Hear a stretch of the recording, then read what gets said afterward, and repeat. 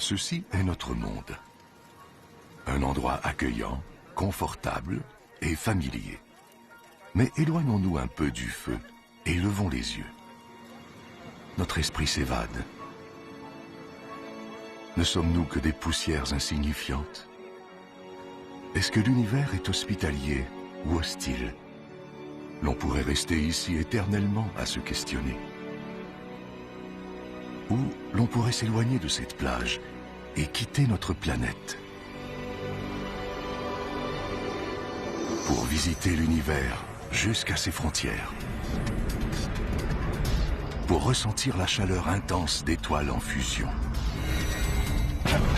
Pour faire face à la puissance de violentes collisions cosmiques. Pour échapper à des étoiles meurtrières et à des trous noirs colossaux et insatiables. Pour être témoin de la naissance de nouvelles étoiles et atteindre les limites de la compréhension humaine. Cela signifie qu'il faut voyager dans le temps, jusqu'au début de l'univers, pour assister à l'instant où tout a commencé. Le Big Bang. Êtes-vous prêts? Alors allons-y. Embarquons dans un voyage jusqu'aux frontières de l'univers.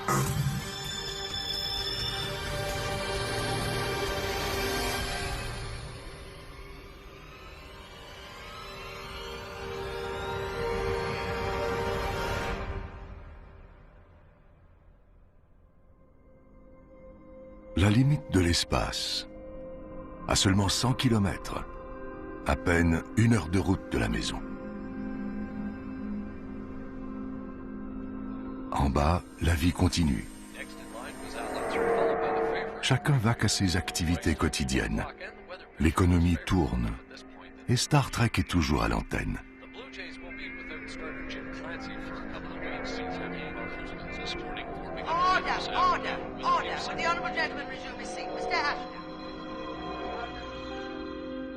Mais il faut laisser tout ça derrière nous. Pour se tremper les orteils dans ce vaste océan noir. Dans une petite mare, pas très loin de chez nous, sur la Lune.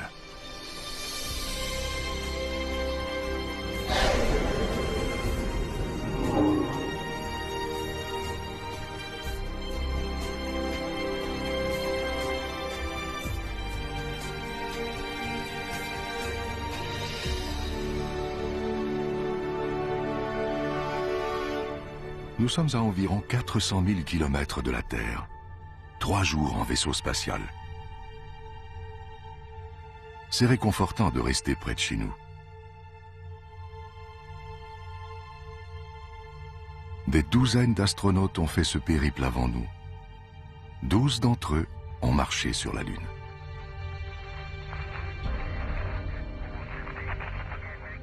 On dirait un champ de bataille désert, bombardé par des millions de météorites et d'astéroïdes.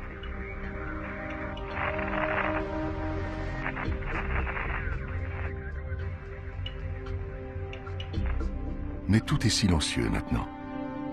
De toute évidence, il n'y a eu aucune collision importante depuis des millions d'années. Le module lunaire d'Apollo 11.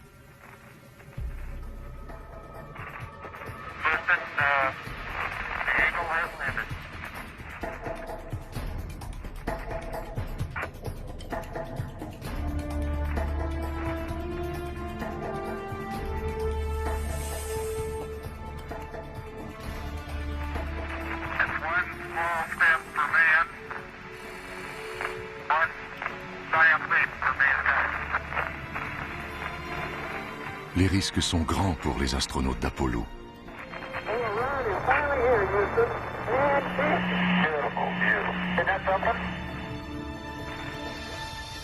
Mais la récompense est unique.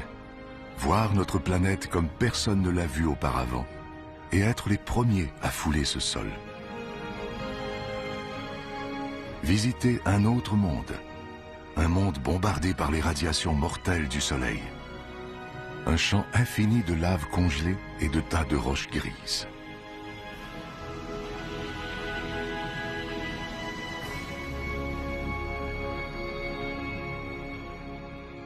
Go ahead. Oh, that view is tremendous. Go for it. Lors des missions Apollo, les astronautes ont ramassé des centaines de pierres comme celle-ci et les ont rapportées sur Terre afin que des scientifiques puissent les analyser. Mais finalement, ces roches ne sont pas si banales. Comme nous, elles viennent de la Terre. Les scientifiques de la NASA ont découvert que ces roches ont été surchauffées à la suite d'une énorme explosion. L'explication ? Il y a 4,5 milliards d'années, une planète à la dérive est entrée en collision avec la Terre. Des milliards de tonnes de pierres en fusion ont été projetées dans l'espace. Et ces projectiles ont formé la Lune. Voilà une pensée étrange. La Lune créée à partir de la Terre.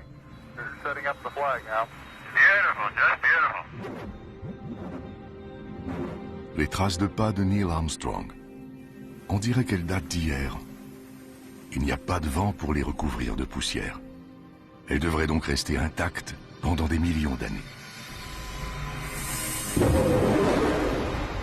Peut-être plus longtemps que nous.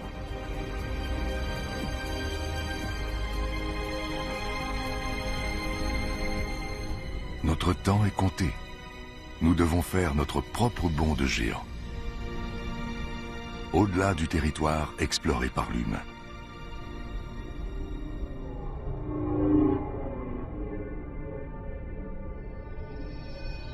Dans l'obscurité, un visage amical. La déesse de l'amour, Vénus.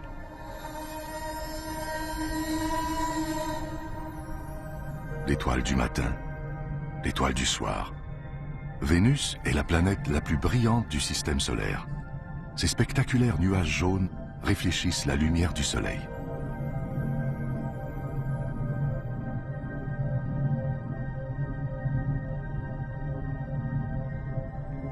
C'est la sœur de notre planète. Sa taille et sa gravité sont similaires à celles de la Terre. Nous devrions être en sécurité ici. Mais la sonde spatiale Vénus Express nous apprend que ces nuages éblouissants sont composés d'acide sulfurique mortel et que l'atmosphère de la planète est chargée de dioxyde de carbone. Il faut rester sur nos gardes.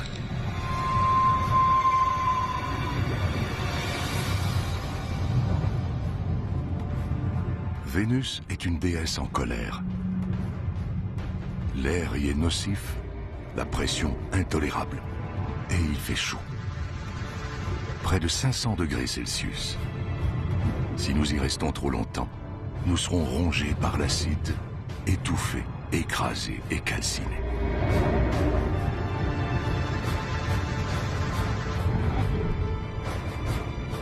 Rien ne peut survivre ici. Ni même cet engin, la sonde robotisée soviétique Venera. Son épaisse armure a été détruite par les conditions atmosphériques extrêmes.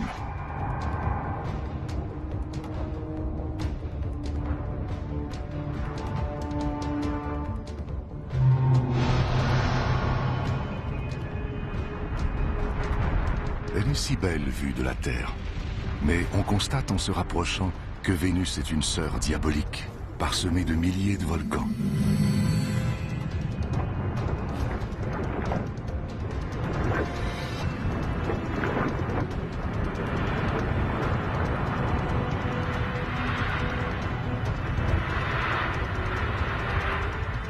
Tout ce dioxyde de carbone contenu dans son atmosphère emprisonne la chaleur du Soleil. C'est le réchauffement climatique à la puissance 10. Vénus a peut-être déjà été plus calme, comme sa sœur la Terre. Si c'est le cas, ce pourrait être l'avenir de notre planète.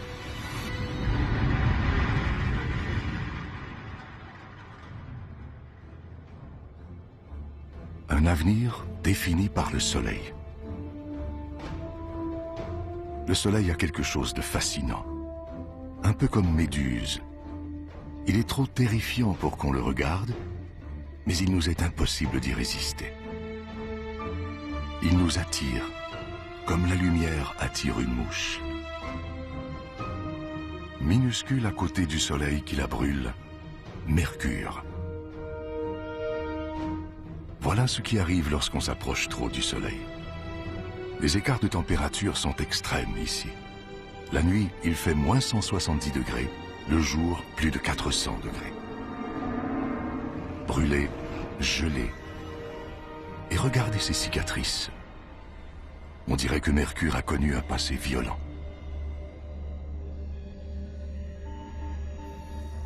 La sonde spatiale Messenger. Elle nous révèle quelque chose d'étrange. Pour une planète de sa taille, Mercure a une attraction gravitationnelle très puissante. Elle doit être plus massive qu'elle ne paraît. C'est comme une immense boule de fer recouverte d'une mince couche de roche. Le noyau de ce qui fut une plus grande planète. Mais où est le reste? Peut-être qu'une planète à la dérive a heurté Mercure, fracassant ainsi ses couches extérieures.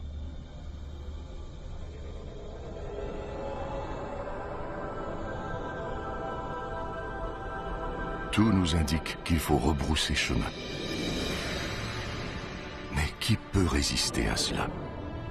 Le soleil dans toute sa fascinante splendeur.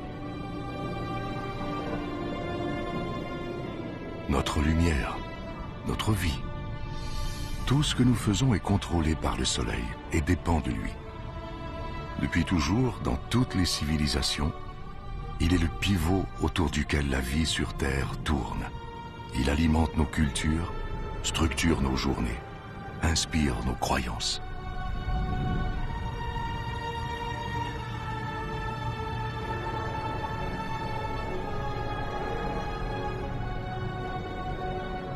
Nous sommes maintenant à 150 millions de kilomètres de la maison. Un voyage de 20 ans en avion. S'il devait s'éteindre, il est si éloigné qu'il nous faudrait 8 minutes avant de nous en rendre compte. Il est si gros qu'il pourrait contenir 1 million de planètes Terre, et si massif que son attraction gravitationnelle contrôle tout le système solaire.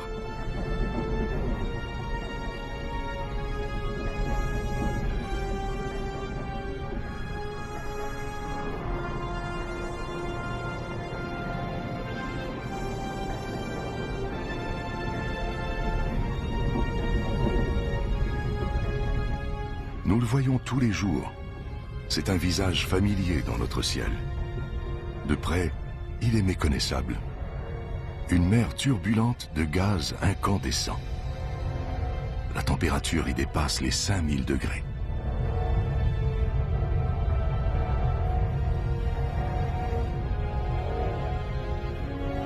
Dans son noyau, elle doit bien atteindre les dizaines de millions de degrés.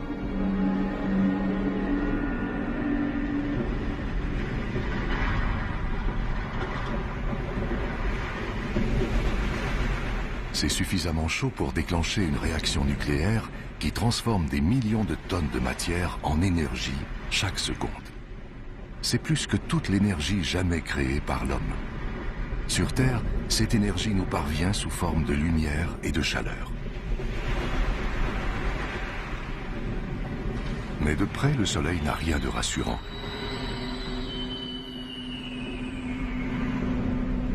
Il déborde d'activité électrique et magnétique. Il explose, créant ainsi ces énormes boucles de gaz incandescents appelées des protubérances solaires. Chacune d'elles dégage plus d'énergie que 10 millions de volcans. On pourrait placer la Terre sous une de ces boucles et il resterait encore des dizaines de milliers de kilomètres d'espace libre.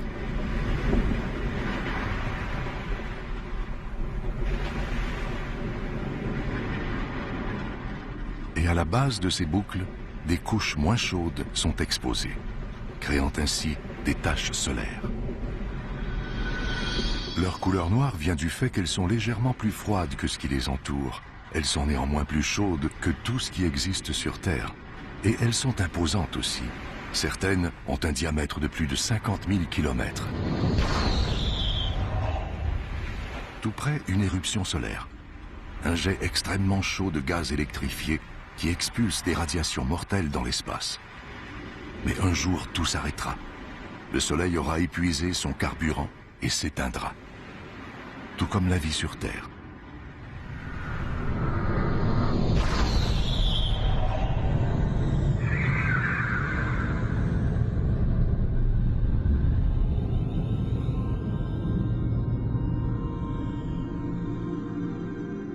Le Soleil donne la vie, mais il la détruit aussi. Il veut qu'on garde nos distances.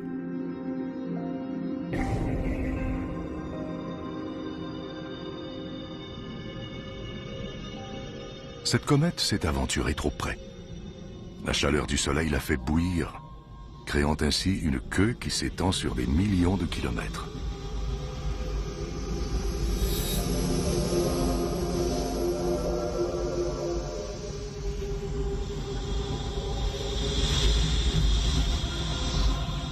On gèle ici.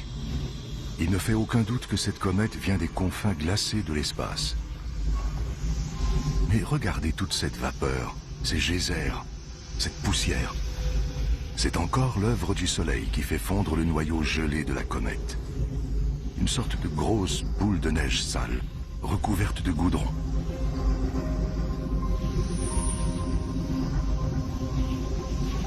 Et de minuscules morceaux de ce qui semble être de la matière organique, préservés dans la glace depuis... qui sait depuis quand? Peut-être depuis la naissance du système solaire. Si une comète comme celle-ci s'était écrasée sur la jeune Terre il y a des milliards d'années, peut-être aurait-elle apporté de la matière organique et de l'eau, les ingrédients de base de la vie. Elle aurait peut-être semé les graines de la vie sur Terre, une vie qui aurait mené à vous et moi.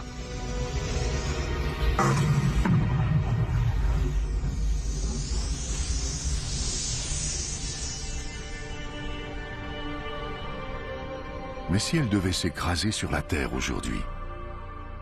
Pensez aux dinosaures qui ont été rayés de la carte par l'impact d'une comète ou d'un astéroïde il y a 65 millions d'années.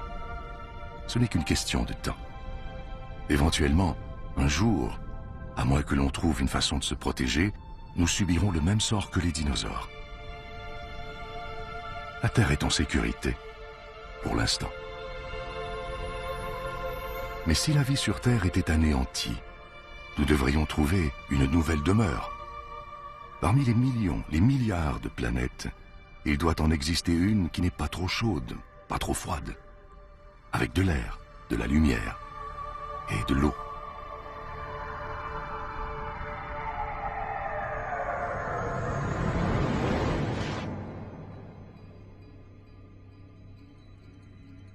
La planète rouge, Mars. Pendant des siècles, nous nous sommes tournés vers Mars, espérant y trouver de la compagnie, des signes de vie.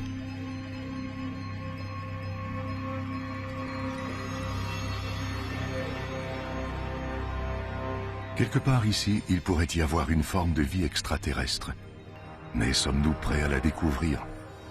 Sommes-nous prêts à réécrire les livres d'histoire, à reconsidérer nos connaissances scientifiques, à transformer complètement notre monde? Ce que nous sommes sur le point de trouver pourrait tout changer.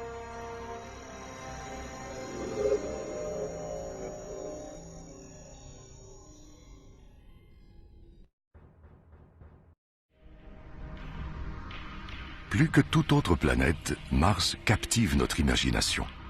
Pensez aux films et aux bandes dessinées de science-fiction. Que nous ont-ils fait découvrir? Les Martiens.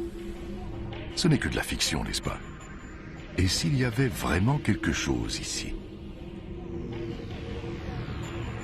Si c'est le cas, ils vivent sur une planète morte. Ici, les mêmes processus qui ont rendu la Terre habitable se sont interrompus il y a des centaines de millions d'années. Rouge et morte, Mars est un fossile géant.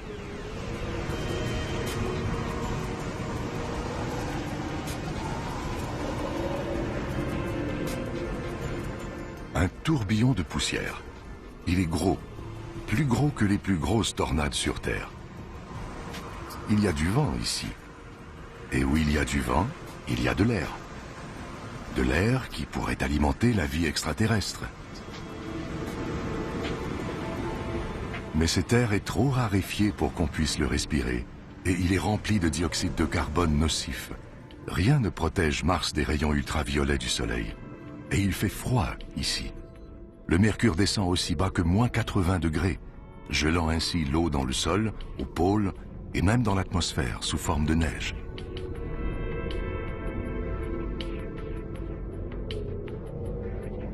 Difficile de croire qu'il pourrait y avoir de la vie ici.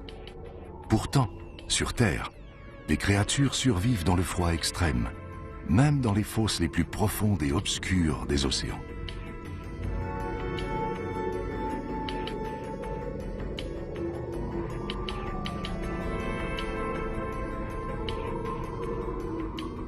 Même dans des conditions extrêmes, la vie fait valoir ses droits. Même sur une planète morte, sans activité géologique pour renouveler les minéraux et les nutriments dans le sol, et sans chaleur pour faire fondre l'eau gelée. Et toute cette poussière, difficile de voir où l'on s'en va.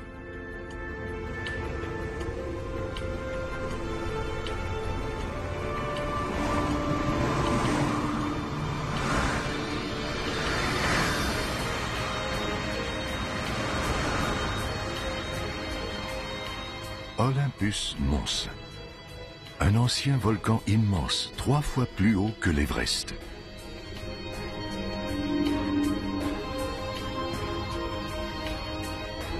Il ne présente aucun signe d'activité. Depuis sa découverte dans les années 1970, on l'a déclaré éteint.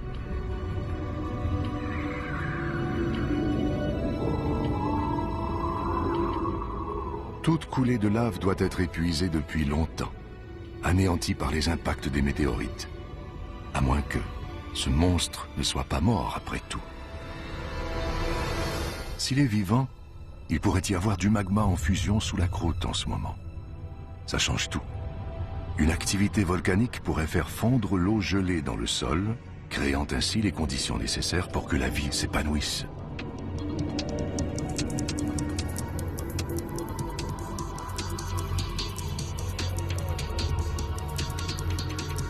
Comparé à cela, le Grand Canyon ressemble à une fissure dans le trottoir. C'est à perte de vue. Ce canyon est si long qu'il traverserait toute l'Amérique du Nord. Il y a des signes d'érosion et des lits de rivières asséchés. Comme si l'activité volcanique avait fait fondre de l'eau gelée dans le sol, qui aurait ensuite déferlé dans ce canyon. Une activité volcanique qui pourrait, on le sait maintenant, créer de l'eau à nouveau. Et où il y a de l'eau, il peut y avoir de la vie. Si nous pouvons trouver des cours d'eau, nous pourrions trouver des créatures vivantes. La chasse est ouverte.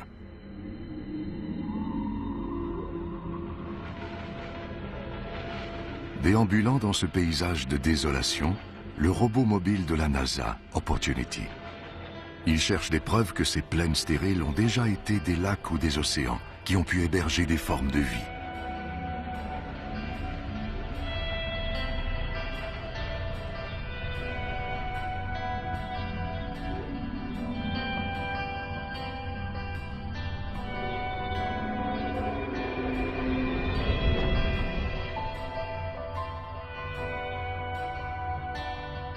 Et regardez ça. Chaque fois qu'une sonde en orbite autour de Mars détecte une de ces ravines, elle en trouve de nouvelles. C'est une autre preuve que Mars est bel et bien vivante, qu'il y a peut-être de l'eau qui s'écoule sous sa surface, créant ces ravines. De l'eau qui pourrait alimenter la vie martienne.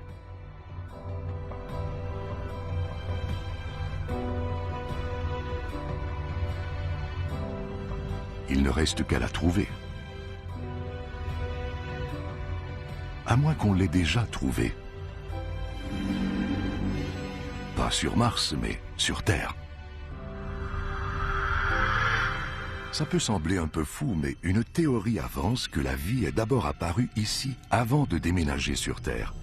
L'impact d'un astéroïde aurait projeté des fragments de Mars comportant de minuscules microbes dans l'espace et sur la jeune planète Terre. Là, ces microbes auraient évolué et créé la vie. Ce n'est pas surprenant qu'on soit fasciné par Mars. Cette planète pourrait être notre maison ancestrale. Si c'était vrai, nous serions donc tous des Martiens. La planète Mars telle que nous la connaissons n'existerait plus, remplacée par cette nouvelle planète active et en constante évolution. Et si nous connaissions très peu Mars, la planète la plus étudiée du système solaire, quelle autre surprise nous attend? Il doit y avoir d'autres secrets qui ne demandent qu'à être découverts.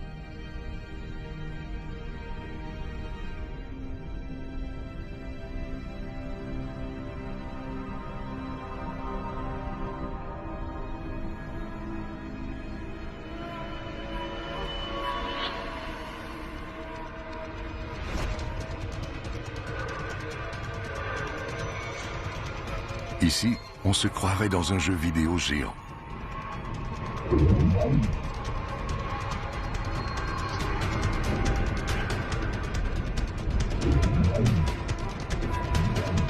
Mais ces astéroïdes sont bien réels.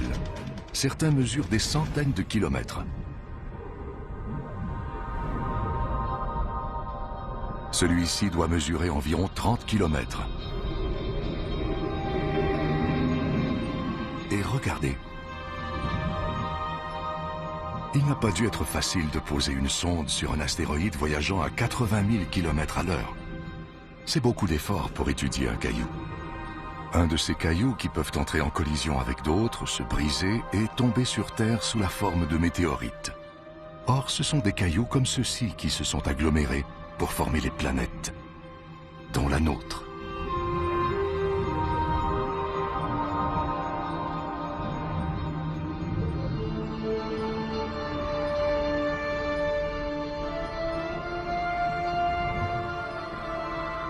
Donc, en déterminant l'âge des météorites trouvés sur Terre, nous avons découvert que les planètes sont nées il y a 4,5 milliards d'années. Voici donc les actes de naissance de notre système solaire. Mais pour une raison quelconque, ces pierres n'ont pas formé de planètes. Quelque chose a dû les en empêcher. Quelque chose de puissant.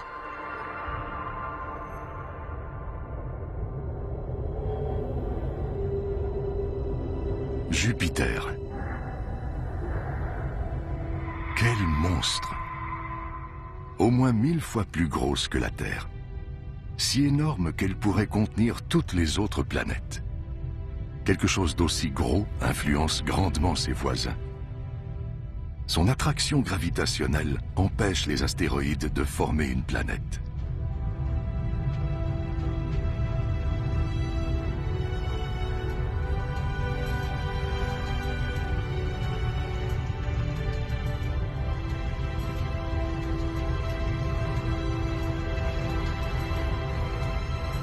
Mais cette énorme planète est presque exclusivement constituée de gaz.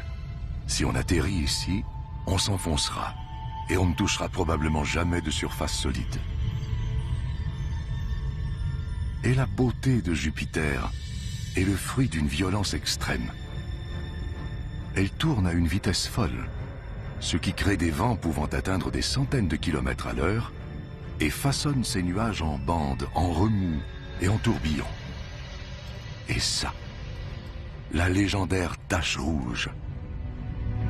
La tempête la plus grosse et la plus violente de tout le système solaire. Elle fait au moins 3 fois la taille de la Terre et elle dure depuis 300 ans.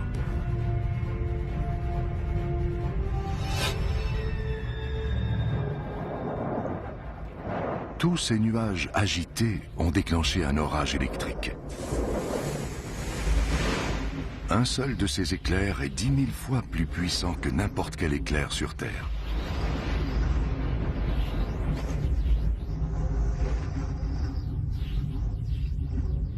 Le meilleur endroit, l'endroit le plus sécuritaire d'où admirer Jupiter, c'est de loin. Regardez ces lumières. Elles ressemblent à des aurores boréales qui dansent autour des pôles. Mais le compteur Geiger s'emballe. Ces lumières sont mortelles. Elles sont générées par des radiations létales aspirées de l'espace par le puissant champ magnétique de Jupiter.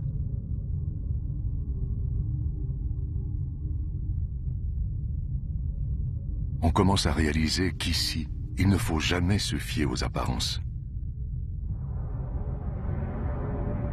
L'univers est plein de contradictions. Il faut faire preuve de prudence en naviguant parmi les quelques 62 lunes de Jupiter.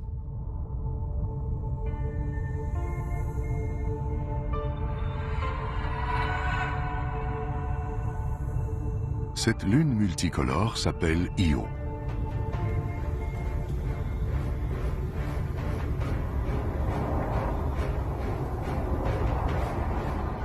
Ces jolies couleurs, c'est de la roche en fusion, du soufre.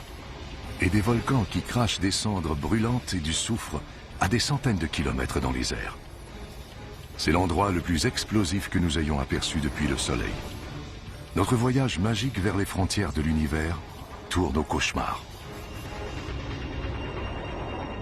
Il faut continuer à croire que parmi tous ces dangers, il existe des lieux sûrs, quelque part.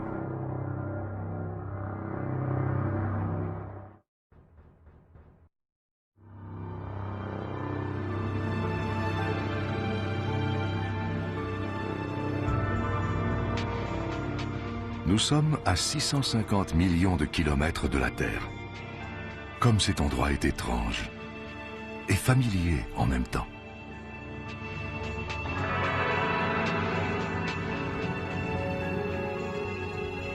C'est un peu comme l'Arctique, avec toute cette glace, toutes ces crêtes et ces fissures. C'est une autre lune de Jupiter, Europe. Peut-être que comme dans l'Arctique, cette glace flotte sur de l'eau liquide.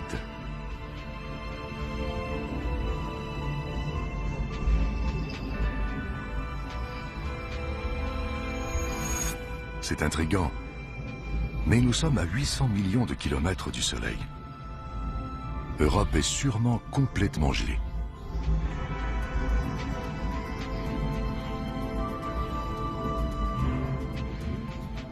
À moins que l'attraction gravitationnelle de Jupiter crée de la friction dans son noyau. Ainsi, Europe ne serait pas complètement gelée et la vie pourrait se développer dans les eaux situées sous sa croûte de glace. Nous nous trouvons peut-être à quelques mètres d'une vie extraterrestre, d'un écosystème complet de microbes, de crustacés et peut-être même de calmars. Seule cette couche de glace nous sépare d'une possible vie extraterrestre. Mais d'ici à ce qu'on envoie un vaisseau spatial percer la glace, Europe demeurera l'un des plus grands mystères du système solaire.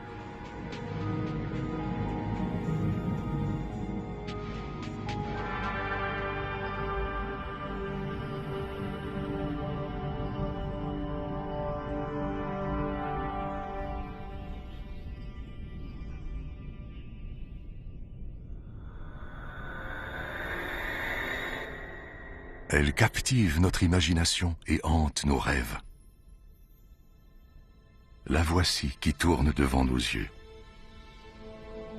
Saturne, le joyau du système solaire. Pour la contempler, tout ce périple valait la peine.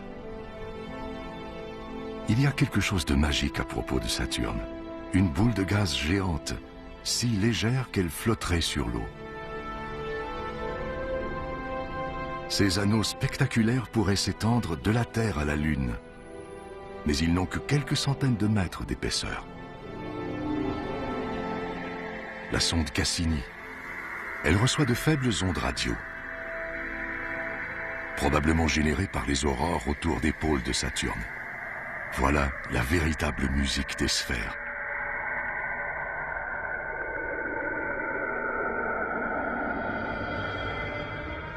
Elle nous raconte que ces anneaux sont probablement les restes d'une lune détruite par l'attraction gravitationnelle de Saturne. Une beauté incomparable, née d'une destruction totale.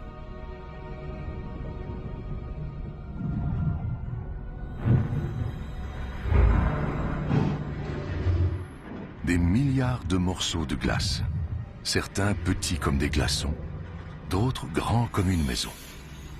Ils entrent en collision, se brisent et se reforment.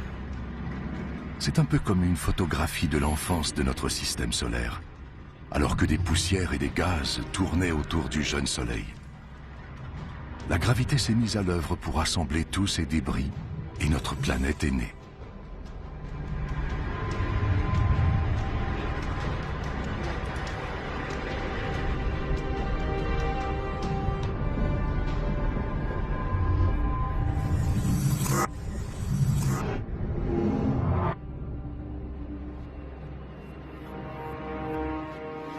Chaque objet en orbite autour de Saturne est techniquement une lune, du plus petit bloc de glace à la soixantaine de grosses lunes de la planète.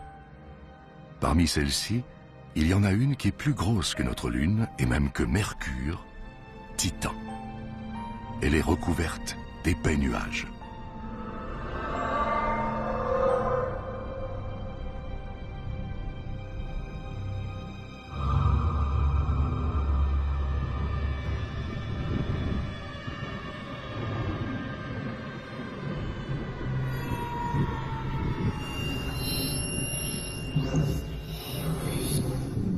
dirait qu'il y a une atmosphère sous ces nuages.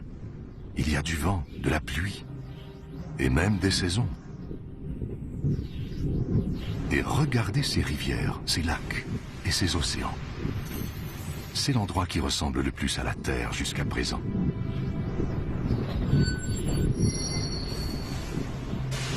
Toutefois, ce n'est pas de l'eau qui coule ici, mais du gaz naturel liquide.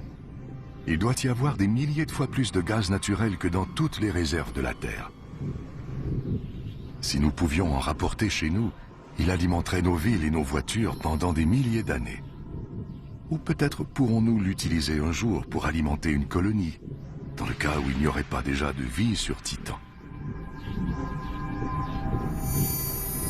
La sonde spatiale Huygens, relâchée par Cassini sur la surface de Titan, est là pour le découvrir. Elle nous apprend qu'il y a de la matière organique dans le sol, mais il fait froid, moins 180 degrés. Cette matière ne peut pas créer la vie, à moins que Titan ne se réchauffe.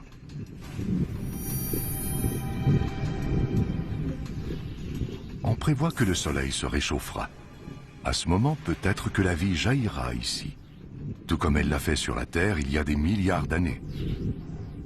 Comme la Terre deviendra trop chaude pour nous, peut-être déménagerons-nous sur Titan. Cette lune lointaine pourrait devenir notre nouveau foyer.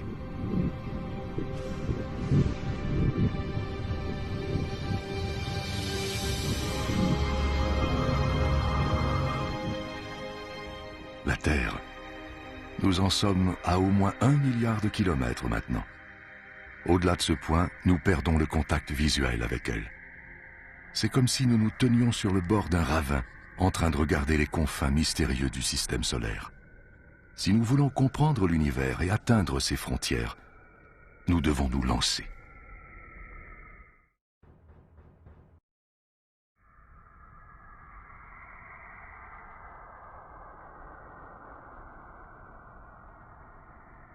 Invisible de la Terre, inconnu pendant une grande partie de l'histoire de l'humanité, nous voici aux confins du système solaire. C'est comme si nous plongions dans les profondeurs de l'océan.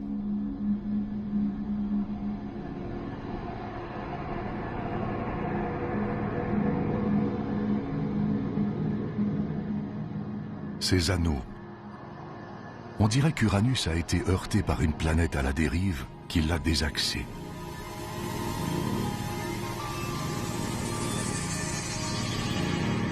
C'est sinistre ici, et on se sent seul. Pourtant, nous avons à peine quitté le rivage.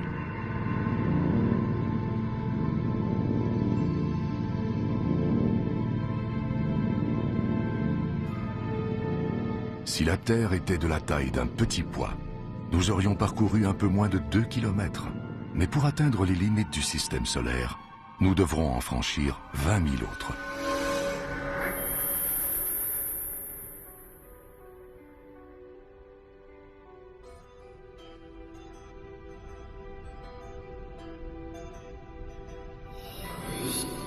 Une autre bête étrange surgit des profondeurs, le dieu de la mer, Neptune.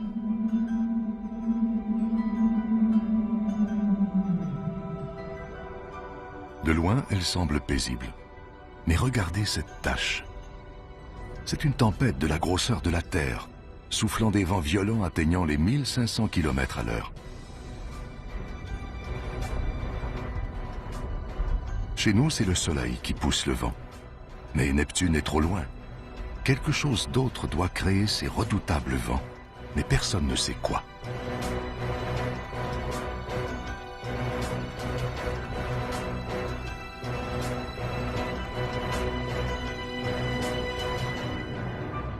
Tout juste au-delà de Neptune, une de ses lunes, Triton.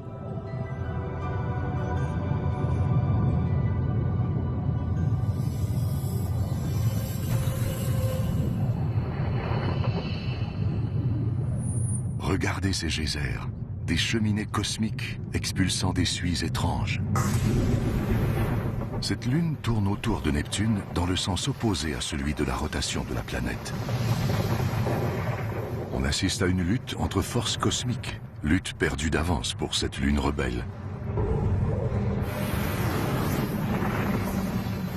La puissante attraction gravitationnelle de Neptune exerce une grande pression sur Triton, la ralentissant et l'attirant vers elle. Un jour, Triton sera déchiré par le dieu de la mer.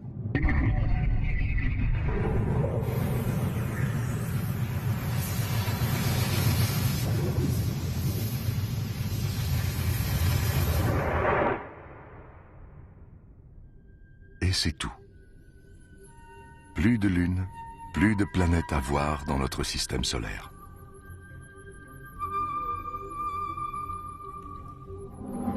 Mais jetez un coup d'œil par ici. Ce n'est pas le vide. C'est bourré de roches gelées et de sphères glacées. Comme Pluton. Jusqu'à récemment, nous croyions qu'elle était seule, qu'il n'y avait rien au-delà. Nous avions tort. Encore plus de mondes gelés. Des découvertes si récentes que personne ne sait comment les appeler. Les plutinos, les plutoïdes, les cuboinos. Peu importe leur nom, les conséquences sont les mêmes. Notre système solaire n'est pas le modèle bien défini que nous croyons. À plus de 13 milliards de kilomètres de la Terre, on trouve l'objet le plus éloigné à décrire une orbite autour du Soleil. Un autre petit monde de glace appelé Sedna est découvert en 2003. Son orbite dure 10 000 ans et le conduit à 130 milliards de kilomètres du Soleil.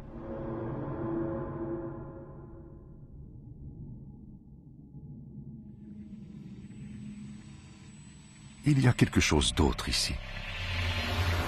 À 16 milliards de kilomètres de la Terre, la sonde spatiale Voyager 1.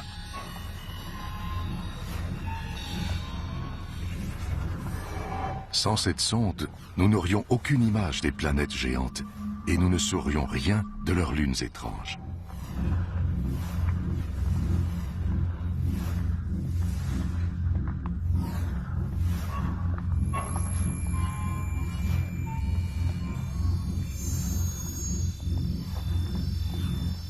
Ce disque d'or est une sorte de message dans une bouteille jetée à la mer.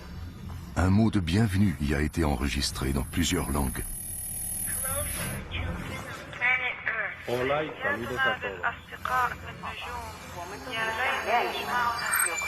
On y trouve aussi une carte expliquant comment trouver notre système solaire. Mais lorsqu'on est perdu en forêt, est-ce sage de crier?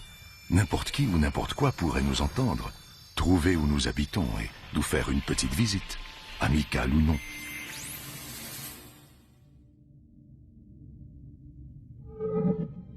Un nuage d'iceberg cosmique. Il ressemble à la comète que nous avons croisée plus tôt. Peut-être venait-elle d'ici.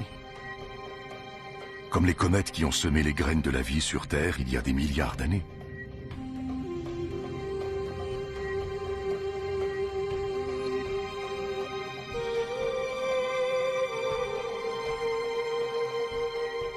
Avec toute cette glace, peut-être ont-elles aussi transporté de l'eau sur Terre. L'eau des océans, celle de votre café, même celle de votre corps. Toute cette eau viendrait-elle de cette lointaine machine à glace céleste?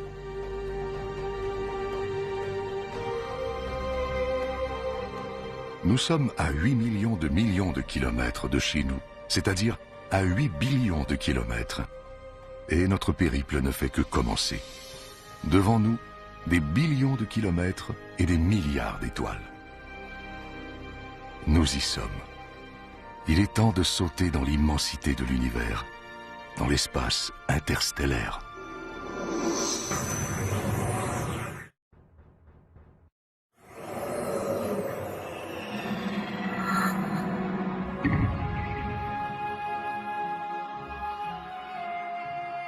L'espace interstellaire, bien au-delà de notre système solaire.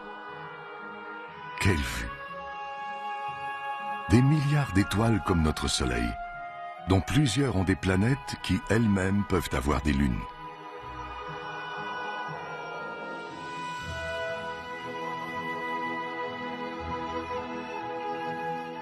Difficile de choisir dans quelle direction aller.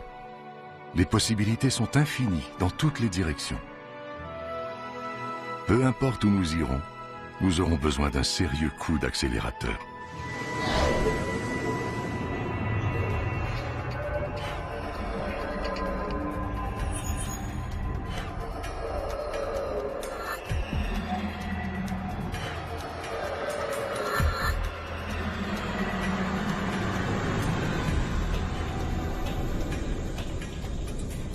À 40 billions de kilomètres de chez nous.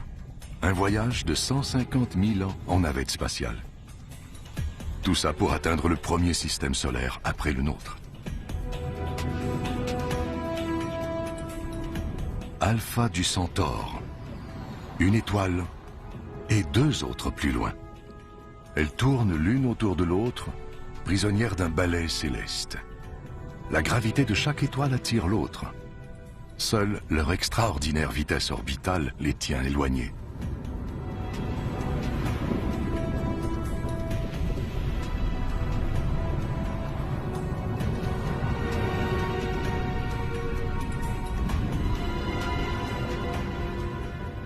Nous sommes si loin de chez nous maintenant que les kilomètres ne veulent plus rien dire.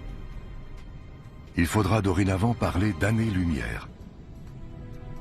Un rayon de lumière prend 1 an pour parcourir 10 billions de kilomètres. Donc, 40 billions de kilomètres équivalent à plus de 4 années-lumière de la Terre. C'est incroyable. Les distances sont telles qu'elles dépassent la compréhension. Mais c'est aussi excitant. Qui sait quels mondes étranges nous attendent et ce que nous découvrirons lorsque nous atteindrons les frontières de l'univers, si nous y parvenons.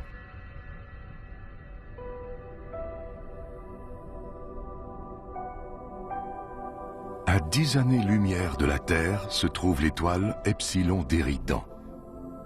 De spectaculaires anneaux de poussière et de glace. Et quelque part dans tout ça, des débris s'assemblent pour former des planètes qui naissent devant nos yeux.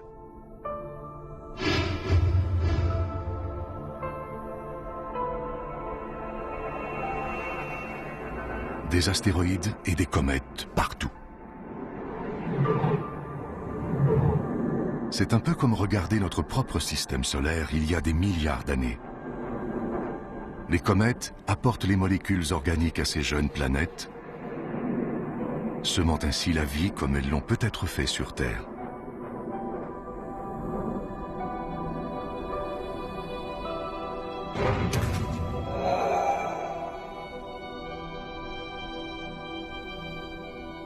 Au milieu de tout ça, on retrouve une étoile plus petite que notre Soleil. Elle est encore toute jeune. S'il y a de la vie dans ce système solaire, elle est très primitive.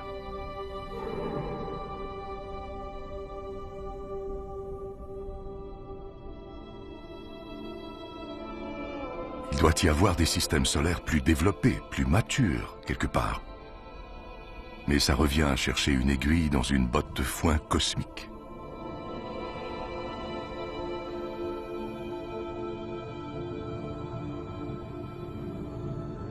Nous sommes à 20 années-lumière de la Terre.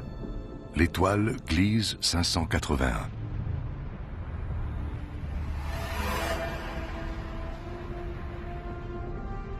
Elle a à peu près le même âge que notre Soleil.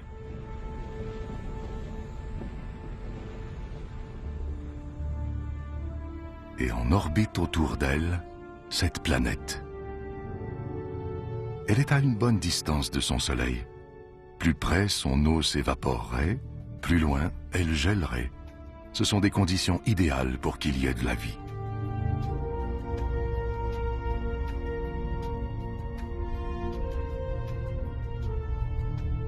Et si une comète l'avait heurtée et y avait apporté de l'eau et de la matière organique? La vie, des êtres complexes comme nous et même des civilisations comme la nôtre s'y trouvent peut-être en cet instant. S'il y a de la vie ici, même à cette distance, ses habitants pourraient capter nos ondes télévisuelles et regarder des émissions d'il y a 20 ans. C'est le temps que ces ondes prennent pour se rendre jusqu'ici.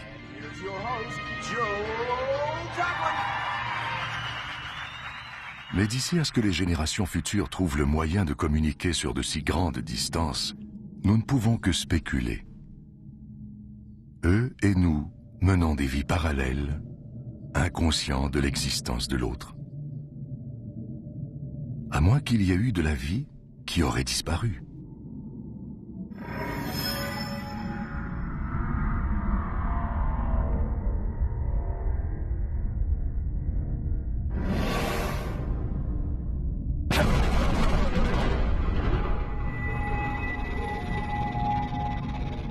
C'est le problème avec les comètes. Elles donnent la vie, mais la reprennent aussi.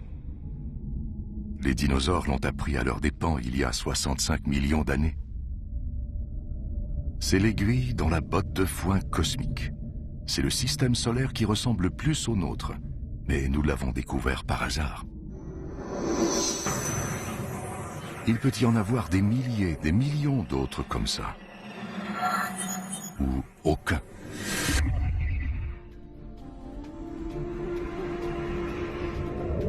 Voici Algol, l'œil du diable. Crainte depuis la nuit des temps. Vue de la Terre, on dirait une étoile qui clignote. Mais de près, on remarque qu'il s'agit en fait de deux étoiles. Et l'une aspire l'autre.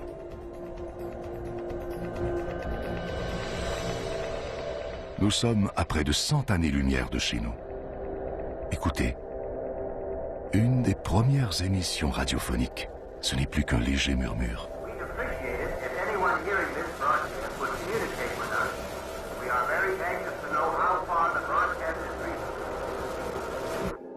Puis c'est le silence. À partir d'ici, c'est comme si la Terre n'avait jamais existé. Les extraterrestres vivant au-delà de ce point ignorent tout de notre existence. Le moment où nous avons levé les yeux vers les étoiles et nous sommes demandé quelle était notre place dans l'univers nous paraît bien loin. Nous ne regardons plus les merveilles que nous rencontrons du même œil. En plus de nous en apprendre sur notre propre monde, elles nous font découvrir tout l'univers, son passé et son futur.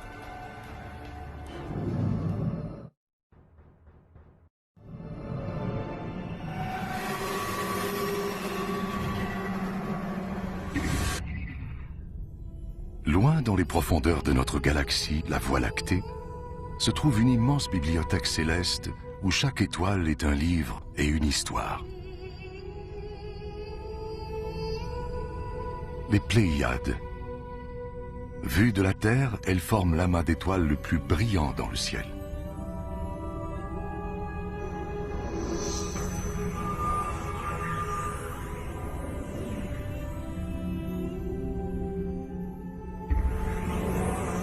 Et cette géante, c'est Bételgeuse, l'étoile la plus grosse et la plus brillante que nous ayons vue jusqu'à présent.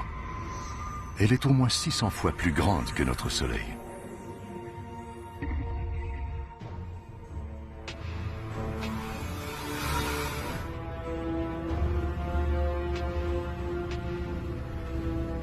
Qu'est-ce que c'est que ça?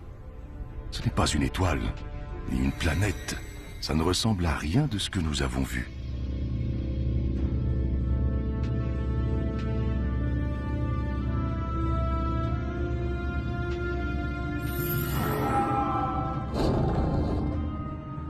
Ce spectre situé à plus de 1300 années-lumière de la Terre est le nuage d'Orion.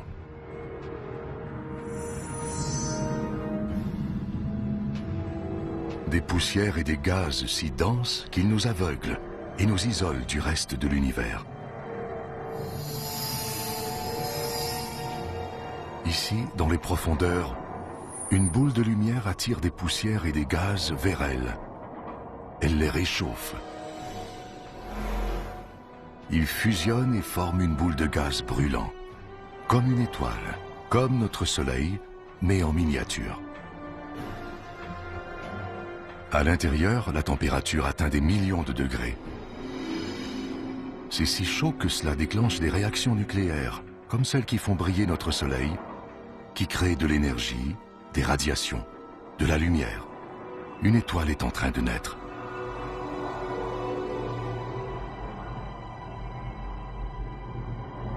Ou plutôt, des étoiles.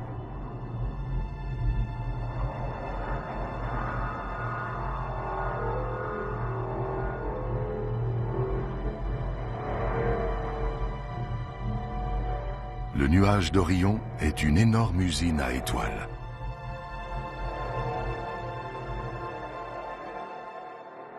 Nous assistons à la naissance d'un univers futur.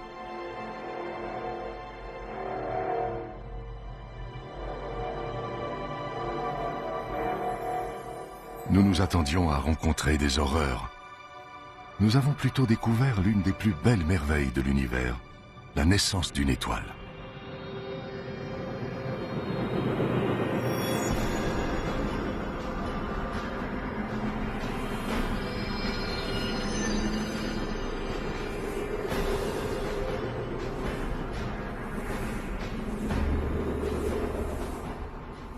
Des jets de gaz propulsés à une vitesse de 200 000 km/h. Projetant des poussières et des gaz sur des millions de kilomètres.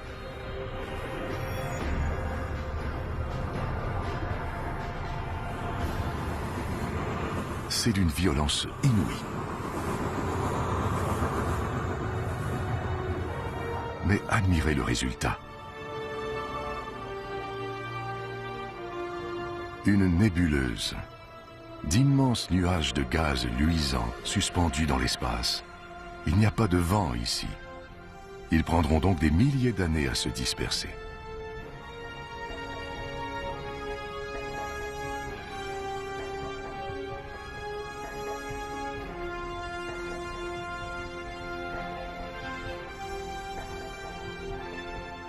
Nous avons vu bien des choses étranges, mais ça, c'est un chef-d'œuvre.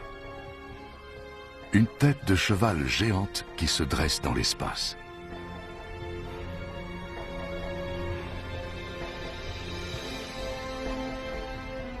Les étoiles naissent, grossissent, et puis quoi après? Est-ce qu'elles meurent? Est-ce qu'elles s'évanouissent lentement dans la nuit? Ou périssent de façon spectaculaire? La réponse se trouve entre ici et les frontières de l'univers.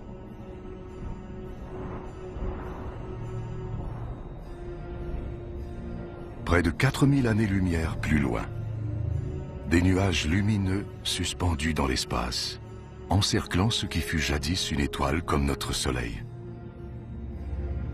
Tout ce qui reste d'elle, ce sont ces gaz aux couleurs vives. Ces éléments, issus de la fusion nucléaire au cœur de l'étoile, ont été relâchés dans l'espace à sa mort. Le vert et le violet sont l'hydrogène et l'hélium, les matières brutes de l'univers. Le rouge et le bleu sont l'azote et l'oxygène, les blocs de fondation de la vie sur Terre. Si nous vivons, c'est grâce à des étoiles comme celle-ci. L'oxygène de nos poumons, l'azote de notre ADN, tout a été créé par la fusion nucléaire dans des étoiles mortes longtemps avant la naissance de la Terre.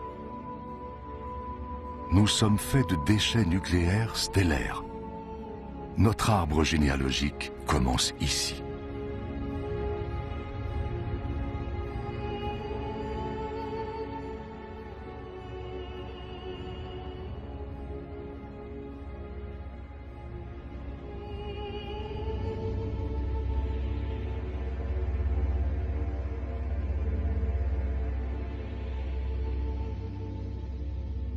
En son cœur, le fantôme d'une étoile. C'est une naine blanche, chauffée à blanc. Petite mais incroyablement dense. C'est une étoile à l'agonie. Ses atomes ont fusionné et se collent les uns aux autres. Elle est si dense qu'une petite cuillerée à thé de cette naine blanche pèse 1 tonne.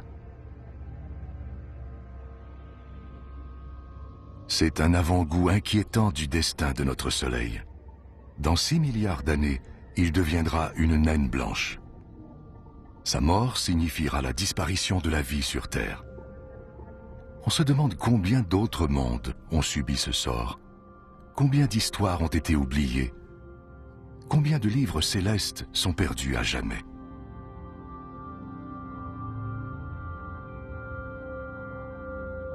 Mais la plus merveilleuse des histoires reste à venir. Nous devons voyager dans le temps jusqu'au premier chapitre pour raconter l'histoire de la création de l'univers.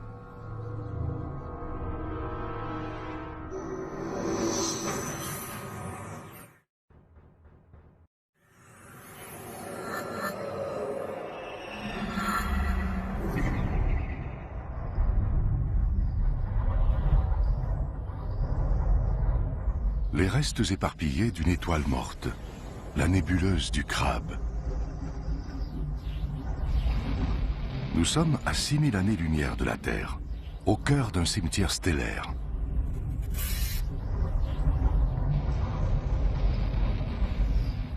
Des poussières et des gaz qui s'étendent sur des billions de kilomètres.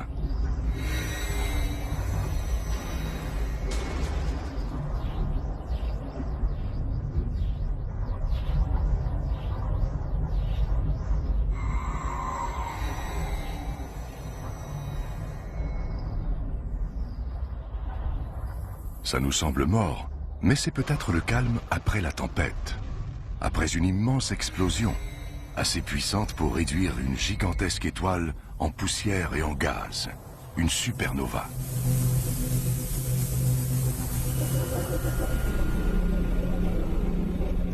Le voici, l'œil de la tempête.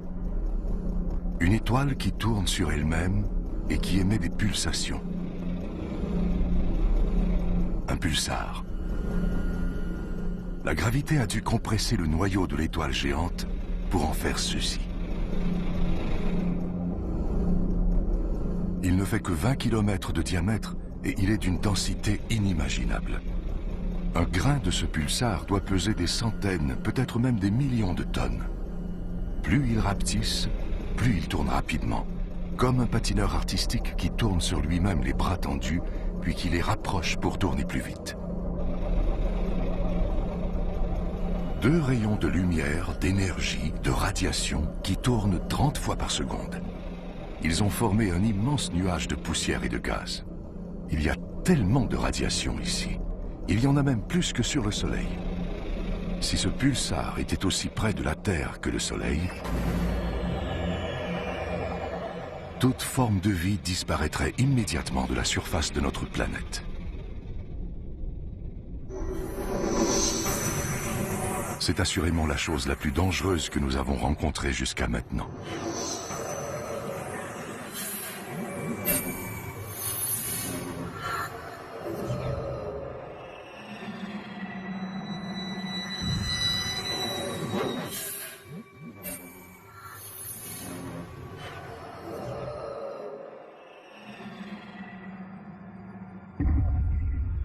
Quelle sensation bizarre.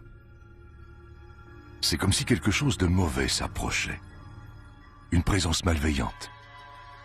La chose que nous ne voulions pas rencontrer. Complètement noire. Cachant les étoiles derrière elle. Nous regardons la mort droit dans les yeux. Ce sont les restes d'une étoile géante. Un trou noir.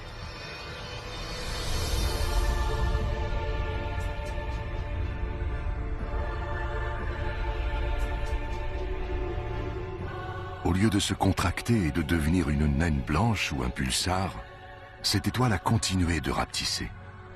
Elle est devenue si petite qu'elle mesure à peine quelques kilomètres, mais elle est considérablement plus dense qu'un pulsar.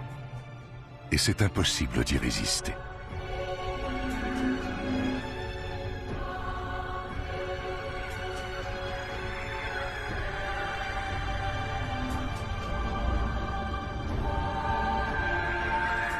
Impossible d'y échapper une fois qu'on s'y est aventuré trop près. Nous savons maintenant pourquoi on appelle ça un trou noir. La gravité y est si intense que même la lumière ne peut s'en échapper. Cet astéroïde, un morceau de pierre solide, s'étire. Il est attiré vers le trou béant. À l'intérieur, il n'y a aucune matière telle que nous la connaissons. Plus de temps, plus d'espace. Aucune loi de la physique ne tient.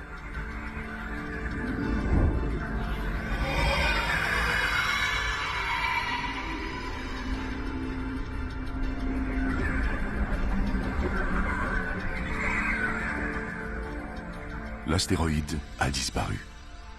Et en vérité, personne ne sait où il est allé. Nous sommes aux limites de la compréhension humaine. Il pourrait y avoir des millions de trous noirs qui rôdent autour de notre galaxie. Peut-être plus qu'il n'y a d'étoiles dans le ciel. Mais nous ne pourrions les voir avant qu'il ne soit trop tard. Comme cette étoile qui tourne puis disparaît dans un puits invisible.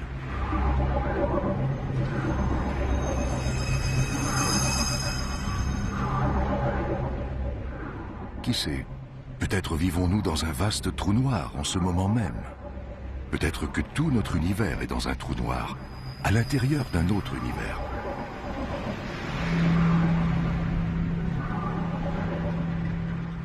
Parfois, on a l'impression que plus on voit de choses, moins on en sait. Nous savons toutefois que notre galaxie, la Voie lactée, est plus complexe et plus dangereuse que nous ne l'imaginions. Et nous ne l'avons toujours pas quittée. Le reste de l'univers s'étend toujours devant nous. Les merveilles, les dangers et les secrets se trouvent là-bas.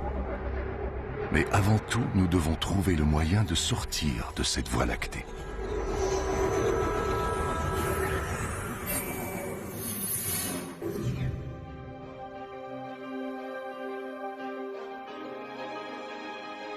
Nous sommes à 7000 années-lumière de chez nous, encore au cœur de notre propre galaxie. C'est comme si nous étions dans une forêt dense, peuplée d'arbres tous plus magnifiques et fascinants les uns que les autres. La forêt est si dense que l'on ne peut voir l'horizon pour avoir une idée de l'ampleur. Nous devons nous frayer un chemin pour atteindre les clairières aux limites de la galaxie. C'est seulement là que nous pourrons comprendre où elle a commencé et d'où nous venons. Mais difficile de quitter de tels paysages. Un colossal nuage luisant surmonté de grandes tours de poussière, les piliers de la création. Ils sont comme la porte d'entrée des confins de la galaxie. Les deux piliers sont parsemés de petits renflements, des embryons de systèmes solaires. Chacun est gros comme notre système solaire. Encore un monument qui témoigne de la remarquable créativité de la nature.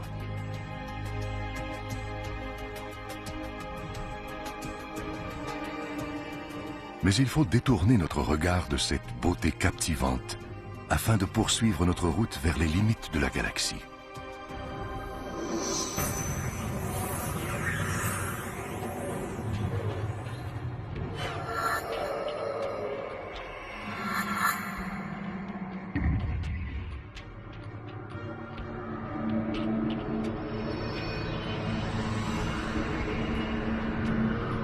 Émerveillés par la beauté de la Voie lactée, nous nous sommes égarés dans un champ de mines cosmiques. C'est comme une explosion au ralenti.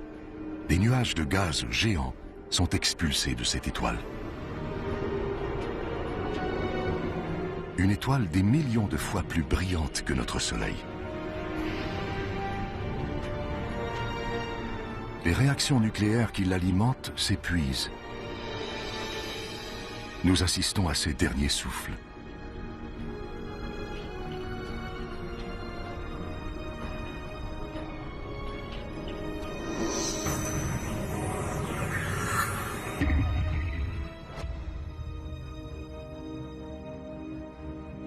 Et au-delà, une étoile encore plus grosse et dangereusement instable. Elle est sur le point d'exploser. Et lorsqu'une étoile aussi grosse meurt, c'est 1000 fois plus violent qu'une supernova. Nous voici donc devant l'expression la plus violente de la mort d'une étoile. Une hypernova.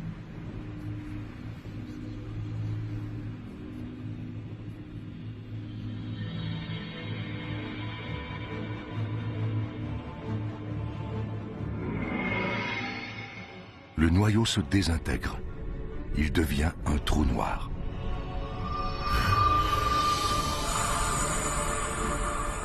En voici l'onde de choc qui irradie l'étoile, fracasse ses couches externes et les propulse dans l'espace.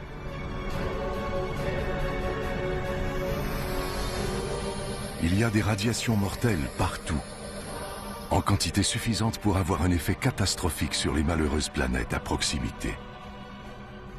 C'est peut-être une de ces hypernovas qui a causé l'extinction de toutes les espèces vivantes de la Terre il y a 450 millions d'années.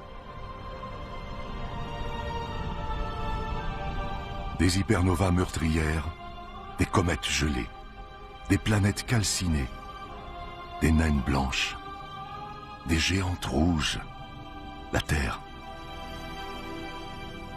De minuscules gouttes dans une vaste étendue de lumière blanche. Notre propre galaxie, la Voie lactée. Nous voulions savoir quelle était notre place dans l'univers. Voici la réponse.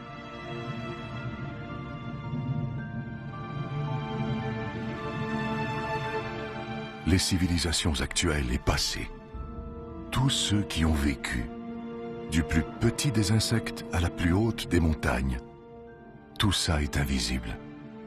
Pas même une petite poussière.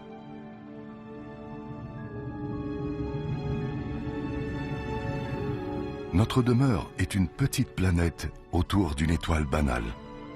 Si elle disparaissait maintenant, nous ne le remarquerions même pas.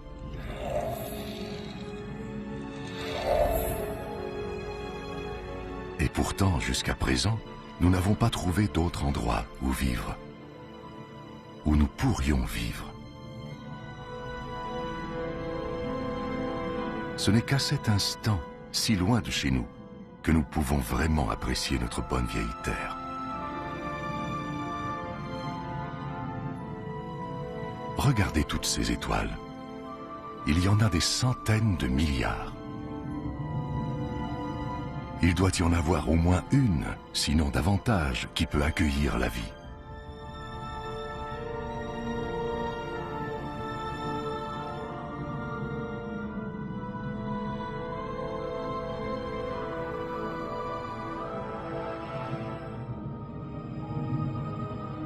Peut-être ici, dans cette nuée d'étoiles, le grand amas d'Hercule.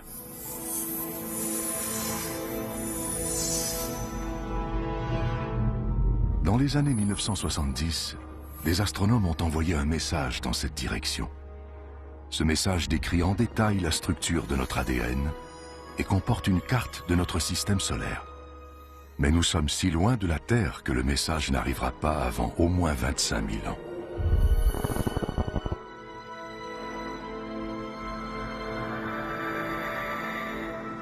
Nous n'avons pas encore trouvé de forme de vie extraterrestre, mais nous n'avons rien trouvé non plus qui nous fasse croire qu'il n'en existe pas. Il existe une équation conçue pour estimer le nombre d'autres civilisations évoluées. Le résultat est étonnant. Il devrait y avoir des millions de civilisations, juste dans notre galaxie.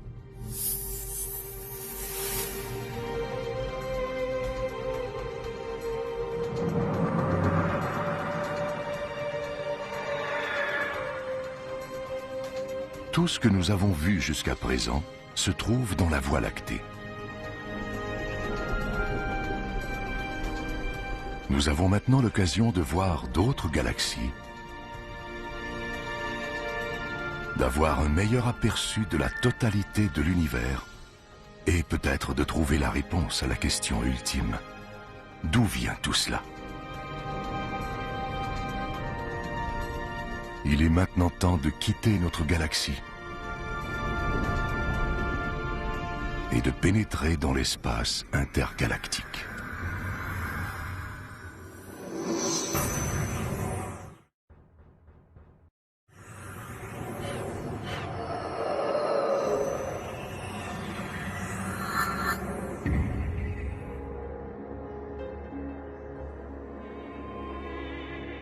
Au-delà de la Voie lactée, dans les vastes espaces entre les galaxies. Contre toute attente, nous sommes parvenus à l'espace intergalactique.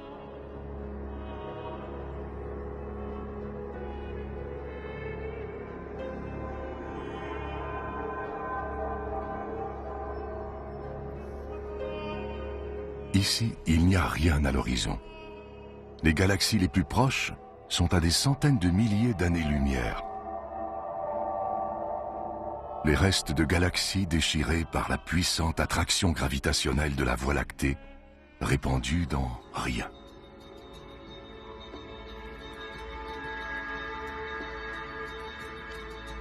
C'est ce qui ressemble le plus au vide parfait dans tout l'univers. Mais même ici, ce n'est pas complètement vide. On détecte de subtiles traces de gaz et de poussière. Et quelque chose d'autre. La matière noire. Elle est si mystérieuse qu'on ne peut la voir, la sentir, la goûter ou la toucher. Ni même la mesurer. Elle est pourtant si répandue qu'elle pourrait constituer plus de 90% de toute la matière dans l'univers. Si la matière noire existe, cela signifie que le vide n'existe pas. Même ici, nous sommes entourés par de la matière. Nous en suspectons l'existence seulement en raison de l'étrange pouvoir qu'elle semble exercer sur les galaxies, comme celle-ci, le grand nuage de Magellan. À plus de 160 000 années-lumière de la Voie lactée, un voyage de 6 milliards d'années dans la navette spatiale la plus rapide, aux limites de la portée de son attraction gravitationnelle. Cette galaxie pourrait se perdre dans l'espace, mais quelque chose semble la retenir ici. Quelque chose d'invisible et de puissant. La matière noire. Des étoiles, des amas d'étoiles, des nébuleuses. Un énorme coffre au trésor astronomique.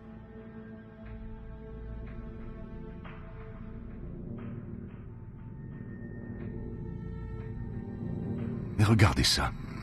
On dirait un collier de perles brillantes. C'est une boule de feu expulsée par ce qui a dû être une gigantesque explosion. Une supernova. Elle est si brillante que lorsque la lumière de cette explosion a atteint la Terre en 1987, elle était visible à l'œil nu. Et si violente qu'elle a déclenché une série de réactions nucléaires qui ont fusionné des atomes pour créer de nouveaux éléments, comme de l'or, de l'argent, du platine, puis les a propulsés dans l'espace.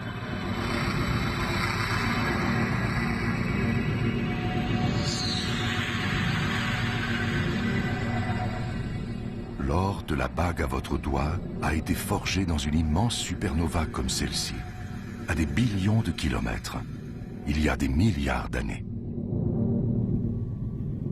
Avant de quitter la Terre, nous croyions que l'univers formait une entité distincte. Nous avions tort. L'univers et nous ne faisons qu'un.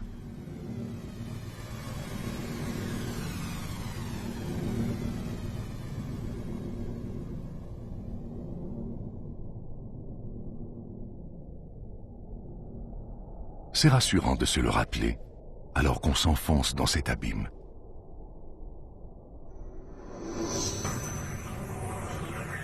De plus en plus loin, de plus en plus vite.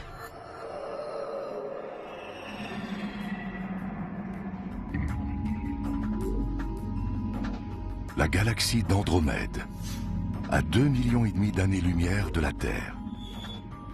Elle se déplace dans l'espace à près d'1 million de kilomètres à l'heure.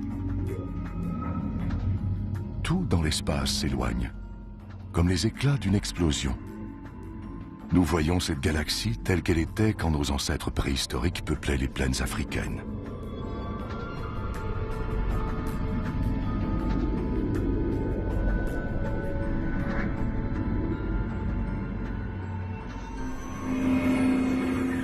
Il y a de l'ordre dans ce chaos. Il y a un fil conducteur derrière cette infinie variété. Un cycle éternel de naissance et de mort, de création et de destruction. C'est un fil tissé dans la vaste toile de l'espace qui lie chacune de ces galaxies. Il y a des milliards de galaxies dans l'univers, chacune comportant des milliards, voire des billions d'étoiles. Il y a probablement plus d'étoiles qu'il n'y a de grains de sable sur toutes les plages de la Terre. Il ne s'agit là que des étoiles qui existent en ce moment. Que dire des étoiles disparues, des étoiles naissantes et des étoiles à venir? Nous commençons enfin à comprendre la totalité de l'univers, et c'est encore plus vaste que ce que nous imaginions. Cette galaxie, l'immense galaxie spirale M101, est si éloignée de la Terre qu'un message envoyé d'ici maintenant mettrait 27 millions d'années à se rendre chez nous. Qui sait si notre espèce ou notre planète serait encore là pour le recevoir?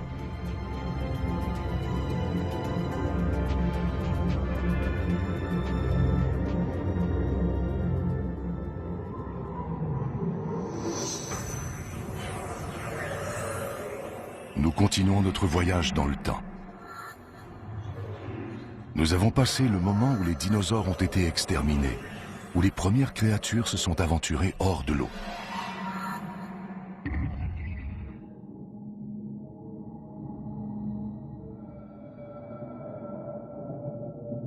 Nous sommes à 2 milliards d'années-lumière de chez nous. Nous approchons des frontières de l'univers. Nous retournons au début des temps.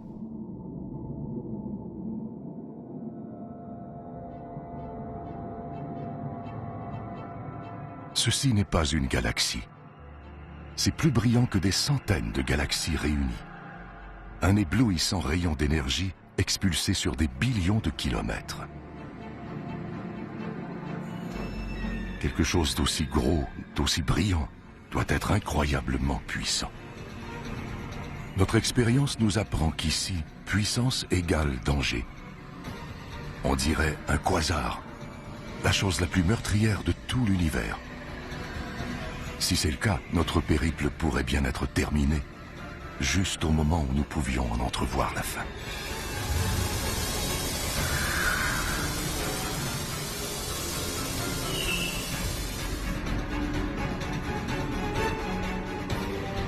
Le phénomène le plus dangereux et le plus puissant de l'univers, le quasar. Une marmite tourbillonnante de gaz extrêmement chaud, plus brillant que des centaines de galaxies.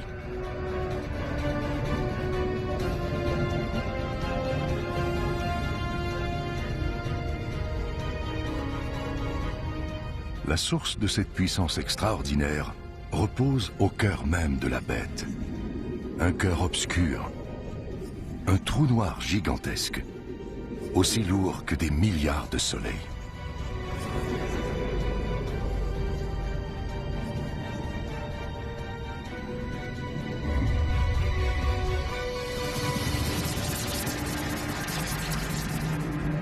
Il anéantit des étoiles entières, aspirant leur gaz dans le quasar, les dévorant jusqu'à ce qu'il n'en reste plus rien, jusqu'à ce qu'elles disparaissent de l'univers visible.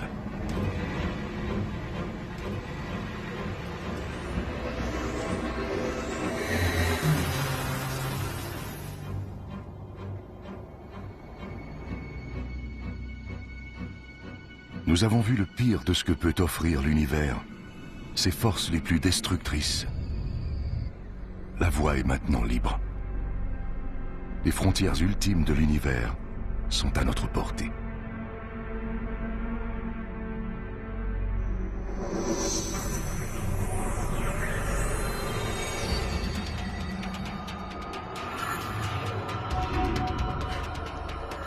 Mais il faut aller encore plus loin et encore plus vite si nous voulons atteindre les confins de l'univers.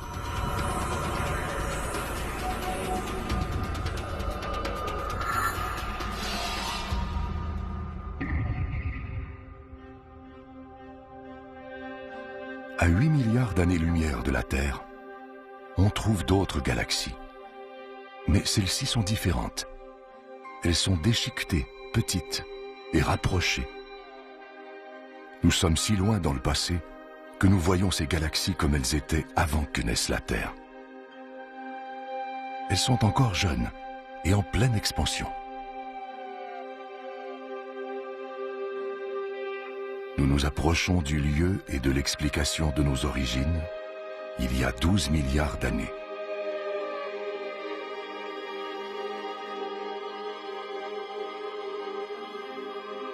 Regardez ces galaxies maintenant. Elles sont comme du plancton qui flotte dans un vaste et sombre océan.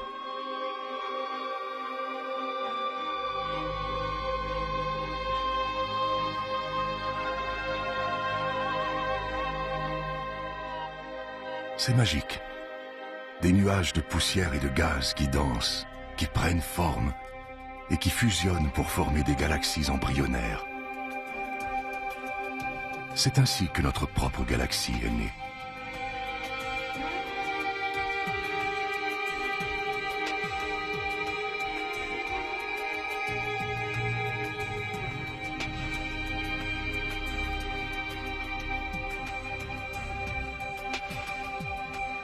Elles disparaissent. Nous sommes avant la naissance des étoiles, dans un âge des ténèbres cosmiques.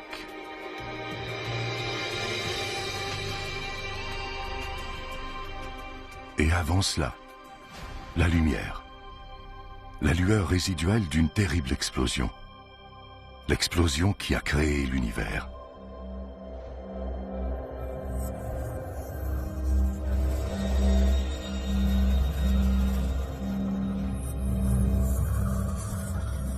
Nous y sommes presque.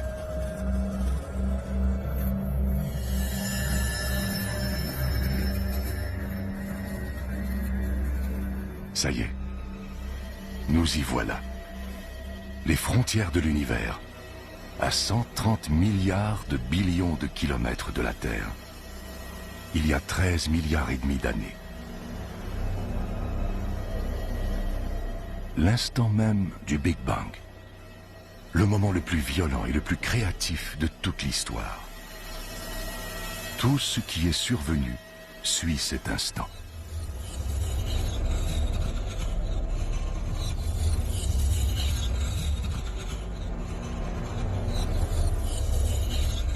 Il a intrigué toutes les religions et toutes les cultures. Mais nous ne connaissons toujours pas l'élément déclencheur de cet acte de création. Ni les raisons. C'est ici que s'achève notre voyage et que l'univers commence. Les frontières de l'univers, il y a 13 milliards et demi d'années. Nous sommes au moment le plus important de toute l'histoire, au commencement de l'histoire même. Un petit point infiniment dense et chaud explose. Le Big Bang. C'est la création de l'espace, du temps, de la matière, de notre univers.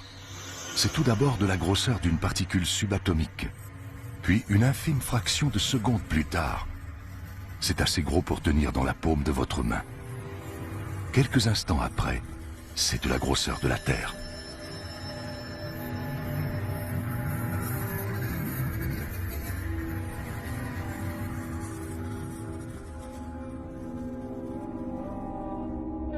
Aujourd'hui, la lumière du Big Bang se répand toujours, sous la forme d'ondes électromagnétiques. Votre antenne de télévision la capte. Ce sont les parasites que vous voyez à l'écran.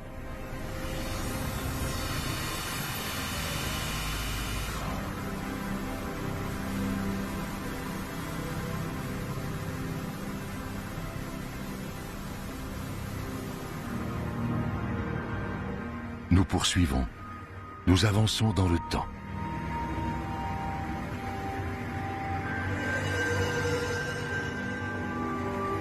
Tout ce que nous avons vu pendant notre voyage, ce sont des étincelles propagées par le Big Bang. Les galaxies, les étoiles, les planètes, ce ne sont que des débris.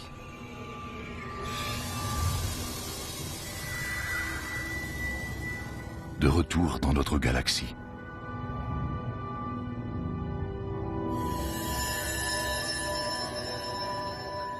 Puis dans notre système solaire. Jusqu'à ce qu'on atteigne un autre morceau de cendre qui se refroidit et qui tourbillonne dans les résidus du Big Bang, la Terre. Après un périple de 260 milliards de billions de kilomètres, nous sommes de retour à la case départ, chez nous. Seulement maintenant, nous sommes plus conscients. Nous savons désormais que notre demeure est plus petite et plus banale que ce que nous imaginions. Et elle est destinée à mourir, engloutie par un soleil à l'agonie. Mais il ne faut pas désespérer. Nous devrions nous réjouir. À partir de notre petite base éloignée, nous avons réussi à découvrir tout ça. à démystifier les secrets de l'univers. Nous devrions célébrer nos accomplissements, chérir notre planète et profiter pleinement de notre brève existence.